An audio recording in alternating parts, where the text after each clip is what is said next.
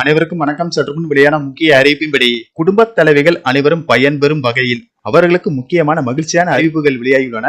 இதை பத்தி நம்ம வீடியோல பார்க்க போறோம். வீடியோவை ஸ்கிப் பண்ணாம பாருங்க. வீடியோக்குள்ள போறதுக்கு முன்னாடி இந்த வீடியோக்கு ஒரு லைக் பட்டனை பிரஸ் பண்ணிக்கோங்க. இப்பதான் நம்ம சேனலுக்கு ஃபர்ஸ்ட் டைம் பாருங்கன்னா சப்ஸ்கிரைப் பட்டனை பிரஸ் பண்ணிக்கோங்க. கூடவே பெல் ஐகான் பட்டனையும் பிரஸ் பண்ணிக்கோங்க. வாங்க வீடியோக்குள்ள போகலாம். தமிழ்நாட்டில் பொது விநியோக திட்டத்தின் கீழ் குடும்ப அட்டைதாரர்களுக்கு ரேஷன் கடைகள் மூலமாக அரிசி இலவசமாகும்.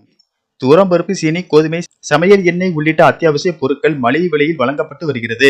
இதனால் ஏழை எளிய மற்றும் நடுத்தர மக்கள் மிகவும் பயன்பெற்று வருகின்றனர். மேலும் தீபாவளி மற்றும் பொங்கல் பண்டிகை முன்னிட்டு குடும்ப அட்டைதாரர்களுக்கு ரேஷன் கடைகள் மூலமாக பண்டிகைக்கு தேவையான இலவச அத்தியாவசிய பொருட்கள் மற்றும் பரிசு தொகை வழங்கப்பட்டு வருகிறது.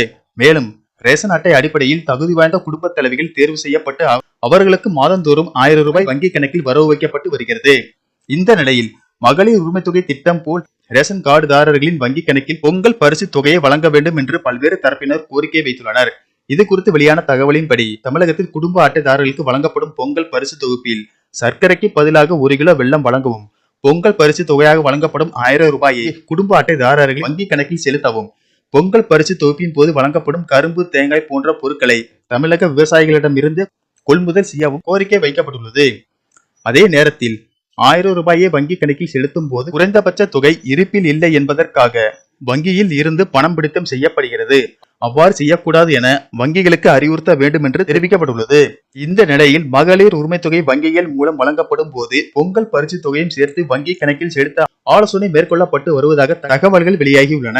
இதற்கான அதிகாரப்பூர்வ அறிவிப்பு இன்னும் ஓரிரு நாட்களில் வெளியாகும் என கூறப்படுகிறது.